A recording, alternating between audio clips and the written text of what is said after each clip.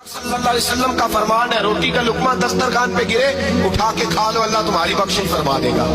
حضرت سلمان فارسی گورنر تھے، کھانا کھا رہے تھے، دسترخوان بچھا تھا، رسول پاک صلی اللہ علیہ وسلم کا فرمان ہے، روٹی کا لقمہ دسترخوان پہ گرے اٹھا کے کھا لو، اللہ تمہاری بخشش فرما دے گا۔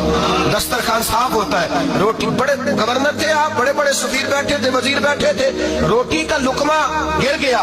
آج تو لوگ فیشن میں عزت ڈھونڈتے ہیں نا، وقار ڈھونڈتے ہیں کہ میں جدید دنیا کے ساتھ مل جاؤں۔ دیکھو عزت کس بات میں، حضرت سلمان فارسی روٹی کھا رہے تھے، سفیر وزیر نہ جانے بڑے بڑے لوگ بیٹھے تھے، کھانا کھاتے کھاتے لقمہ گرا دسترخوان پہ، حضرت سلمان فارسی نے سمیٹا، منہ میں رکھا، پھر انگلی مار کے دسترخوان صاف کیا۔